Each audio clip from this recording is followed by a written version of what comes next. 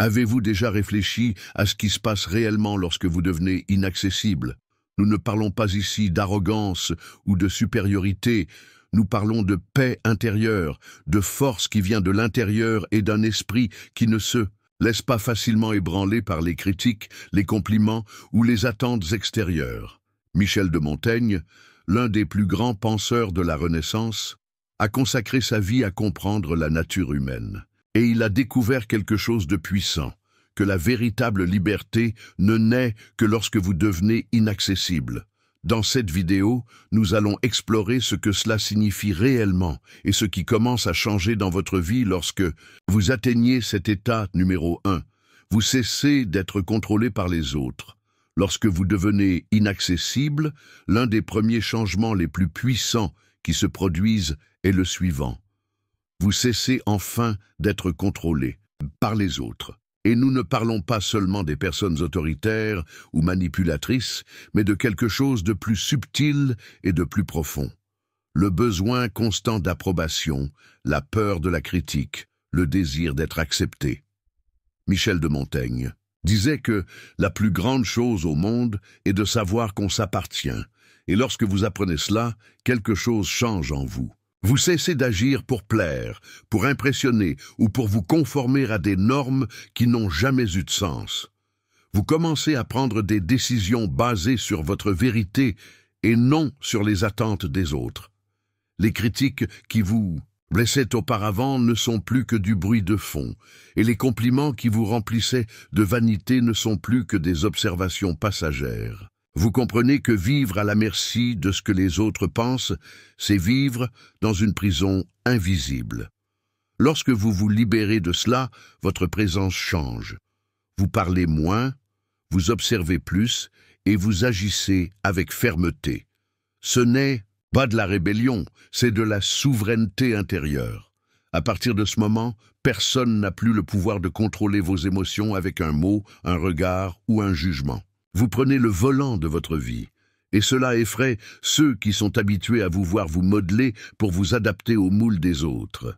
Devenir inaccessible est, au fond, un acte de courage. C'est décider que votre paix intérieure vaut plus que toute validation extérieure. C'est quand vous comprenez enfin, celui qui vit pour plaire aux autres se perd lui-même, mais celui qui se trouve lui-même devient libre. Numéro 2. Vos émotions ne dominent plus vos décisions. Lorsque vous devenez inaccessible, quelque chose de subtil mais de puissant commence à se produire. Vos émotions ne commandent plus vos décisions. Cela ne signifie pas que vous devenez une personne froide ou insensible, mais plutôt quelqu'un qui ressent profondément, tout en choisissant avec sagesse. Michel de Montaigne, philosophe de l'introspection, croyait que se connaître soi-même était la première étape pour maîtriser ses passions. Et il avait raison. La plupart des gens agissent de manière impulsive. Ils parlent sous le coup de la colère, prennent des décisions motivées par la peur, abandonnent par tristesse ou s'adonnent au plaisir sans penser aux conséquences. Lorsque vous êtes gouverné par vos émotions, vous vivez comme une marionnette dont les fils sont entre les mains des circonstances, des gens et des humeurs passagères. Mais en devenant inaccessible, vous développez une sorte d'espace intérieur entre ce que vous ressentez et ce que vous faites. Un moment de conscience. Vous pouvez ressentir de la colère mais décider de ne pas crier. Vous pouvez ressentir de la peur mais agir avec courage. Vous pouvez être triste mais vous n'abandonnez pas. Cette maîtrise émotionnelle est l'une des plus grandes preuves de maturité et de force intérieure. Car les émotions sont inévitables, mais être esclave d'elles est facultatif. L'esprit inatteignable observe ce qu'il ressent, comprend, accepte, mais ne se laisse jamais emporter. Vous commencez à prendre des décisions avec clarté, sans le poids de la culpabilité, de l'impulsivité ou de l'anxiété.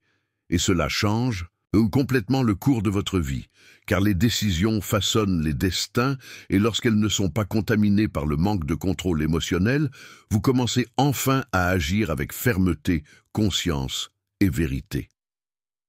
C'est la différence entre vivre comme une feuille emportée par le vent et vivre comme un arbre solide qui sent le vent mais n'est jamais renversé par lui. Numéro 3. Le chaos du monde ne vous touche plus de la même manière. Lorsque vous devenez inaccessible, le chaos du monde continue d'exister, mais il ne vous affecte tout simplement plus de la même manière. Les nouvelles continuent d'être alarmantes, les gens continuent de se plaindre, les conflits continuent de se produire. Mais quelque chose a changé en vous. Montaigne disait « L'âme qui n'a pas d'objectif fixe se perd », et c'est exactement ce qui différencie l'inaccessible du commun. Alors que la plupart des gens vivent en réagissant à tout, emportés par les marées de la peur, de l'anxiété, de l'opinion publique et des problèmes des autres, vous commencez à vivre avec une direction. Lorsque vous savez qui vous êtes, ce que vous voulez et pourquoi vous êtes ici, le bruit extérieur devient insignifiant. Cela ne signifie pas l'indifférence, mais la concentration. Alors que les autres se laissent distraire par les scandales, les ragots et les crises fabriquées, vous restez concentré sur ce qui compte vraiment. De plus, vous développez un calme qui déstabilise le monde qui vous entoure. Quand tout le monde court dans tous les sens, vous restez calme. Quand tout le monde est en guerre intérieure, vous rayonnez d'une sérénité presque déconcertante. Le chaos ne vous gouverne plus, car vous avez appris à faire taire le bruit intérieur. Votre esprit est devenu un refuge, pas un champ de bataille. Cela vous permet d'agir beaucoup plus efficacement dans les moments difficiles. L'inaccessible ne fuit pas le monde. Il ne se laisse simplement pas contaminer par lui. Il comprend qu'il ne peut pas tout contrôler, mais qu'il peut toujours choisir comment réagir. Et ce choix, fait avec lucidité, est ce qui fait de lui quelqu'un d'exceptionnel, un phare au milieu de la tempête. Alors que les autres se noient dans les vagues du chaos, vous apprenez à les naviguer, en silence, avec fermeté et sans perdre votre cap. Numéro 4, vous commencez à déranger. Ceux qui vivent en surface, lorsque vous devenez inaccessible, quelque chose de curieux se produit. Vous commencez à déranger. Mais pas parce que vous dites ou faites directement, mais parce que vous êtes. Votre fermeté déconcerte, votre calme irrite, votre liberté intérieure met mal à l'aise ceux qui vivent encore prisonniers de l'opinion des autres, du drame, du besoin constant d'approbation.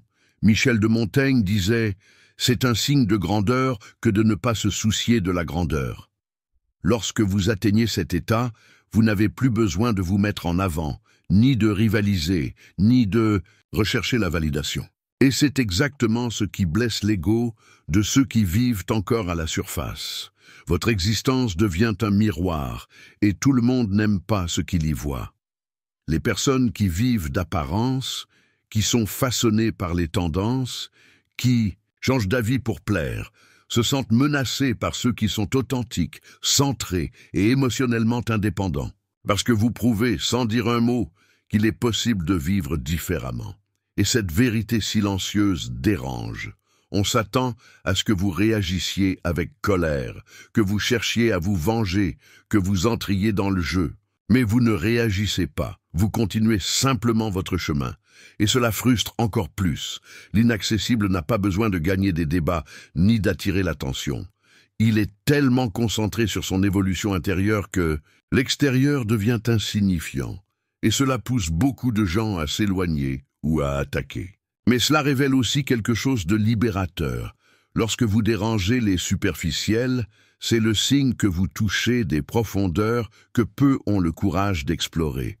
Être inaccessible est un filtre naturel. Cela éloigne les faibles d'esprit et attire ceux qui cherchent aussi à grandir en silence. Et au final, vous découvrez que déranger les autres en étant vous-même n'est qu'une preuve supplémentaire que vous êtes sur la bonne voie. Numéro 5. Vous inspirez le respect même en silence. Lorsque vous devenez inaccessible, une présence silencieuse commence à émaner de vous, et elle inspire le respect sans qu'il soit nécessaire de dire un seul mot. Michel de Montaigne a écrit « La parole est pour moitié de celui qui parle et pour moitié de celui qui écoute ». Mais lorsque vous atteignez cet état de maîtrise intérieure, le silence parle plus fort que n'importe quel discours. C'est un silence ferme, pas passif, un silence qui vient de quelqu'un qui n'a rien à prouver à personne. Votre posture, votre regard calme, votre absence de réactivité. Tout cela communique de la force. Et cette force, parce qu'elle est contenue, est encore plus respectée. Alors que beaucoup crient pour se faire entendre, vous restez silencieux. Et tout le monde vous écoute, car il existe une différence fondamentale entre ce qui est bruyant et ce qui est puissant. Ce qui est bruyant veut attirer l'attention. Ce qui est puissant n'en a pas besoin. Lorsque vous devenez inaccessible, votre calme face à la provocation est confondu avec de la supériorité. Votre patience dans les situations tendues est interprétée comme de la froideur. Votre absence dans les conflits insignifiants est interprétée comme de l'indifférence. Mais en réalité, tout cela n'est que sagesse déguisée. Le respect que vous inspirez vient de votre capacité à ne pas vous perdre dans des batailles insignifiantes. Les gens se rendent compte que vous ne vous ébranlez pas pour un rien, que vous ne vous justifiez pas, que vous ne vous vendez pas. Cela crée un champ autour de vous, un champ d'autorité sereine. Vous n'exigez pas le respect, vous rayonnez le respect, et peu à peu, même ceux qui doutaient de vous auparavant commencent à vous écouter plus attentivement. Non pas parce que vous avez parlé plus fort, mais parce que votre silence a un poids que peu de gens peuvent supporter. Numéro 6, vous devenez sélectif dans vos combats. Lorsque vous devenez inaccessible, vous réalisez que tous les combats ne valent pas votre énergie.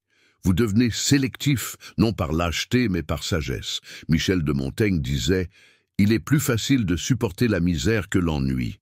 Et bon nombre des discussions, provocations et disputes du monde moderne ne sont rien d'autre que cela.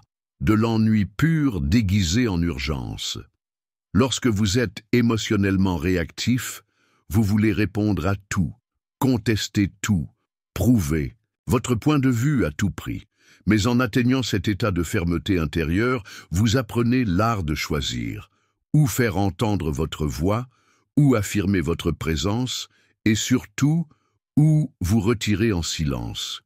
Les batailles émotionnelles, les conflits d'ego, les luttes de pouvoir ou d'approbation, tout cela devient insignifiant. Vous réalisez que la plupart des confrontations entre les gens n'ont rien à voir avec la vérité ou la justice, mais avec l'insécurité et le manque, et vous ne vous impliquez pas. Votre attention se porte uniquement sur ce qui compte vraiment, vos valeurs, vos projets, votre paix intérieure. Être sélectif dans ces combats, c'est comprendre que chacune de vos réactions coûte du temps, de la concentration et de l'énergie. Et que gaspiller cela avec ceux qui ne veulent pas comprendre, c'est comme arroser un sol sec, rien ne fleurit. L'inaccessible sait que sa force réside dans la retenue, pas dans l'explosion. Il n'entre en guerre que lorsque la cause en vaut la peine. Et cela le rend encore plus redoutable, car celui qui se bat pour tout finit par se lasser. Mais celui qui choisit bien ses combats gagne avec peu. Le véritable pouvoir ne réside pas dans le fait de gagner tous les débats, mais dans le fait de savoir lesquels méritent votre présence. Devenir inaccessible est plus qu'un état d'être. C'est une transformation profonde qui redéfinit la façon dont vous vous reliez à vous-même et au monde. Il ne s'agit pas de se fermer ou de s'isoler, mais de construire un espace intérieur si solide que rien de l'extérieur ne puisse le perturber. C'est une invitation à une nouvelle façon d'exister, où le véritable pouvoir ne réside pas dans le contrôle des autres ou de l'environnement, mais dans la maîtrise absolue de soi-même. Lorsque vous atteignez cet état, vous découvrez que le temps n'est plus un ennemi ou un allié, mais simplement un décor neutre dans lequel vous écrivez votre histoire en toute liberté. De plus, cette conquête révèle une vérité paradoxale. Plus vous devenez inaccessible, plus vous êtes accessible à ce qui compte vraiment, l'authenticité, la sérénité et l'épanouissement personnel. Car ce qui définit vraiment votre force, ce n'est pas votre résistance aux autres, mais votre capacité à vous permettre d'exister sans peur, sans masque, sans concession. Et c'est à ce moment-là que la vie prend un autre sens. Un sens qui ne dépend pas des circonstances, des opinions ou des émotions passagères, mais d'une connexion profonde avec votre propre essence. C'est la véritable liberté, silencieuse et puissante, que peu atteignent, mais que tous méritent d'expérimenter. Et lorsque vous vivez à partir de cet endroit, tout autour de vous commence à se transformer, non pas parce que vous vous battez pour changer le monde, mais parce que le monde respecte ceux qui sont déjà devenus entiers. Seules les personnes déterminées qui sont restées jusqu'à la fin de cette vidéo peuvent commenter ci-dessous « Je suis resté jusqu'à la fin ». Ainsi, je saurai qui veut vraiment prendre le contrôle de sa vie une fois pour toutes. Prenez soin de vous et à la prochaine vidéo.